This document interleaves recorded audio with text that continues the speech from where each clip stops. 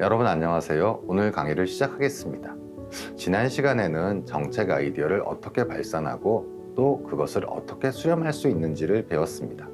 다양한 창의적 발상 기법을 통해 여러 가지 아이디어를 만들어 보고 그 중에서 실현 가능성이 높은 아이디어를 평가 기준에 따라 체계적으로 선별하는 과정을 경험했습니다. 그런데 여기서 멈추면 아직 아이디어는 추상적인 생각의 단계에 머무르게 됩니다. 머릿속에 있는 개념만으로는 실제로 정책이 어떻게 작동할지, 또 시민이나 사용자에게 어떻게 다가갈지 구체적으로 확인하기 어렵습니다. 그래서 이번 시간에는 한 걸음 더 나아가 아이디어를 구체적이고 가시적인 형태로 전환하는 과정을 다루겠습니다. 바로 프로토타이핑입니다. 프로토타이핑은 정책 디자인 과정에서 아이디어를 직접 시험해보고 실제 맥락 속에서 검증하며 필요하다면 개선할 수 있도록 해주는 핵심 방법론입니다.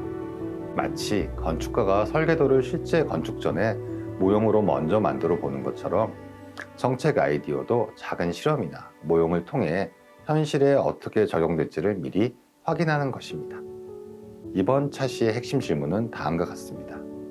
추상적인 정책 아이디어를 구체적인 경험으로 만들어내는 프로토타이핑은 어떤 의미를 가지며 정책 서비스의 성공 가능성을 높이는 데 어떻게 기여하는가? 이 질문을 중심으로 강의를 풀어가면서 프로토타이핑이 단순한 시범 단계가 아니라 정책 디자인에서 전략적 의미와 실천적 가치를 갖는다는 점을 이해하게 될 것입니다. 오늘 수업은 여러분이 아이디어를 현실로 끌어내는 과정에서 왜 프로토타이핑이 중요한지, 또 그것이 정책 서비스의 성공 가능성을 어떻게 높이는지 깨닫게 되는 시간이 될 것입니다. 프로토타이핑의 첫 번째 핵심 가치는 바로 가시화와 커뮤니케이션입니다. 정책 아이디어가 아직 머릿속에 추상적 개념으로만 존재할 때는 이해관계자들마다 서로 다른 그림을 떠올리게 됩니다. 예를 들어 시민 참여형 예산 플랫폼이라는 아이디어를 제시했을 때를 생각해 봅시다. 정책 입안자는 제도적 구조와 절차를 떠올리고 실무 담당자는 기술적 구현 방식을, 시민은 단순히 내가 쉽게 참여할 수 있는 앱 정도로 생각할 수 있습니다. 이렇게 각자가 떠올리는 그림이 다르다 보니 실제 정책을 실행하는 과정에서는 엇갈림과 충돌이 생기기 쉽습니다. 바로 이때 프로토타입이 필요합니다. 프로토타입은 머릿속의 추상적인 개념을 눈으로만 보고 만질 수 있는 구체적 형태로 바꿔줍니다. 덕분에 정책 입안자, 개발자, 시민 등 다양한 이해관계자들이 같은 그림을 바라보면서 논의할 수 있고 인식의 간극을 좁힐 수 있습니다. 실제로 영국 정부는 새로운 디지털 정책 서비스를 설계할 때 애자일 원칙을 강조합니다. 애자일 방식에서는 먼저 작은 프로토타입을 만들어 정책 담당자, 개발자, 그리고 시민이 함께 살펴보며 개선 방향을 논의합니다. 이렇게 하면 모두가 같은 비전을 공유할 수 있고 단순히 추상적 수준의 아이디어가 아니라 실제로 작동하는 서비스를 기준으로 의견을 주고받을 수 있게 됩니다. 또한 프로토타입은 의사소통의 질을 크게 높여줍니다.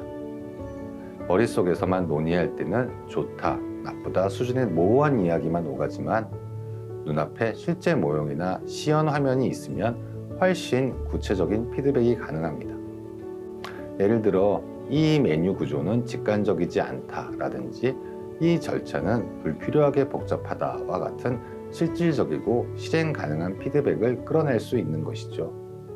두 번째 핵심 가치는 바로 빠른 실패와 최소 비용의 학습입니다. 여러분, 정책이 한번 크게 실패하면 단순히 금전적인 손해만 발생하는 것이 아닙니다. 정책에 대한 국민의 신뢰가 떨어지고 행정 자원이 낭비되며 무엇보다 시민들이 불평과 고통을 겪게 됩니다. 그래서 정책 실패는 단순한 손실이 아니라 사회 전체에 큰 부담을 안기는 일이 될 수 있습니다. 그렇다면 어떻게 이런 위험을 줄일 수 있을까요? 바로 프로토타이핑을 활용하는 것입니다. 실제 정책을 전국적으로 시행하기 전에 먼저 작은 규모로 실험을 해보는 것이죠.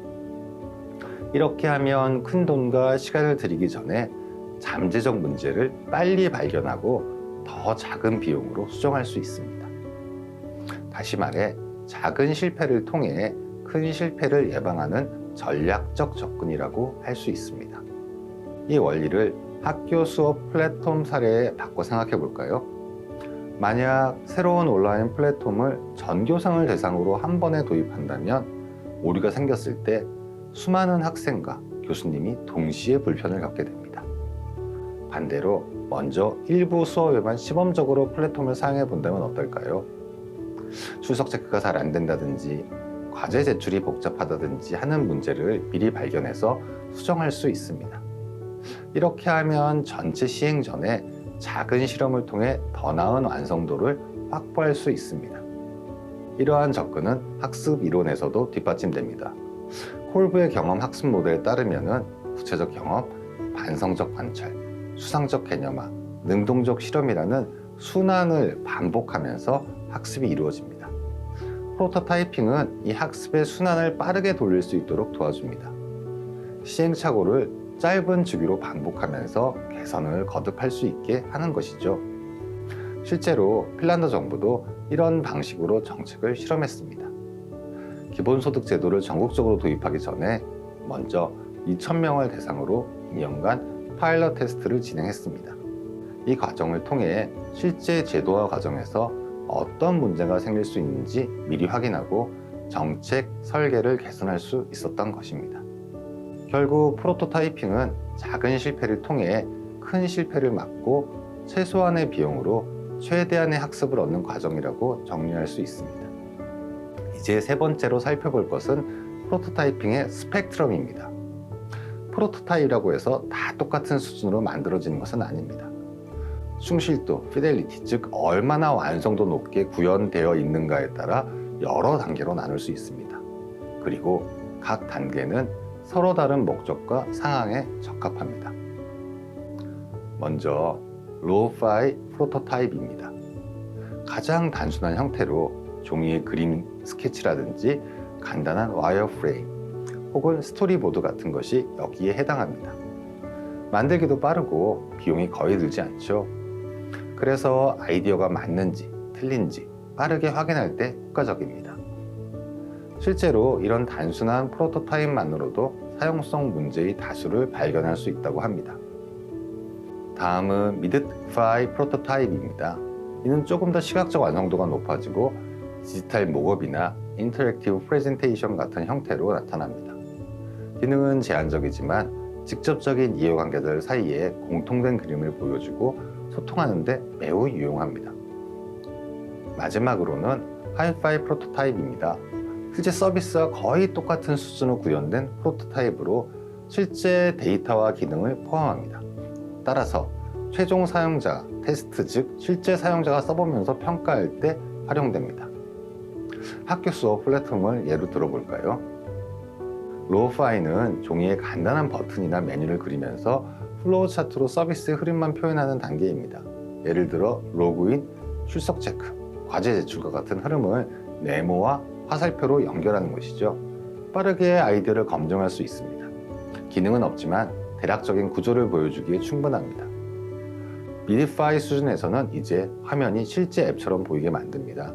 색깔도 입히고 버튼도 실제처럼 만들어서 클릭하면 다른 화면으로 넘어가도록 흉내낼 수 있습니다. 하지만 출석 체크나 과제 제출 같은 진짜 기능은 아직 없습니다.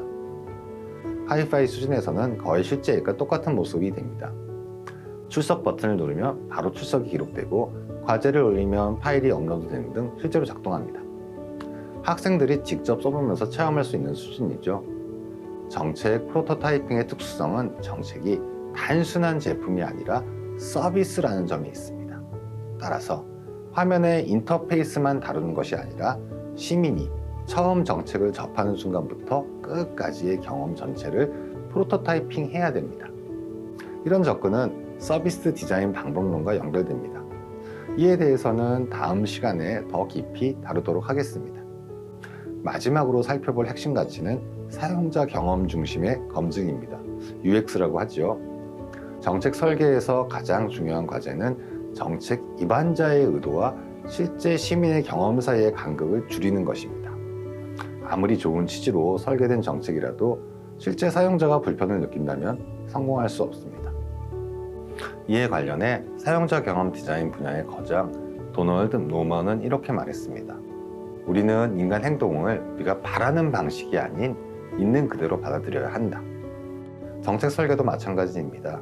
시민들이 실제로 어떤 맥락에서 어떻게 행동하는지를 관찰하고 이해하며 그 흐름 속에서 정책 서비스를 만들어야 합니다. 예를 들어 한 지방자치단체가 온라인 민원 신청 시스템을 도입했다고 가정해 봅시다. 정책 기반자의 의도는 분명 좋습니다. 시민이 집에서 간편하게 민원을 신청할 수 있도록 하자라는 취지죠. 그런데 실제로는 메뉴가 너무 복잡하거나 신청 과정에서 같은 정보를 여러 번 입력해야 한다면 시민들은 불편을 크게 느낄 것입니다. 결과적으로도 좋은 의도에도 불구하고 시민의 만족도는 떨어지고 정책 신뢰도 역시 낮아지게 됩니다. 이럴 때 프로토타입을 통한 사용자 테스트가 필요합니다.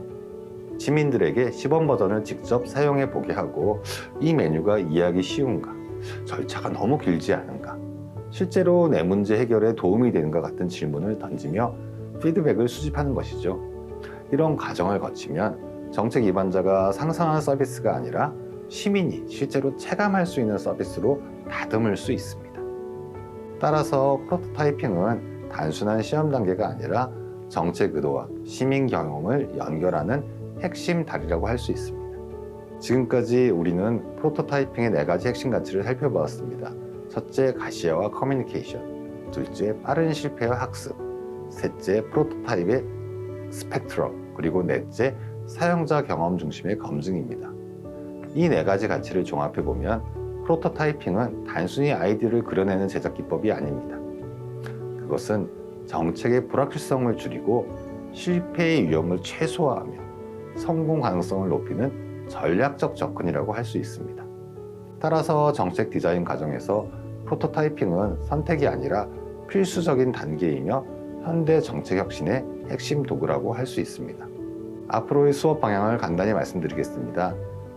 다음 시간에는 서비스 블루프린팅 작성법과 로우파이 프로토타이핑의 실제 작성 방법을 다루게 될 것입니다. 그리고 코디자인, 즉 사용자 참여형 디자인 방법론에 대해서 이야기할 것입니다. 여기서는 정책 수혜자를 단순한 이용자가 아니라 정책 설계의 적극적 참여자로 전환하는 방법론을 학습할 예정입니다. 이상으로 오늘 강의를 마치도록 하겠습니다. 모두 수고 많으셨습니다.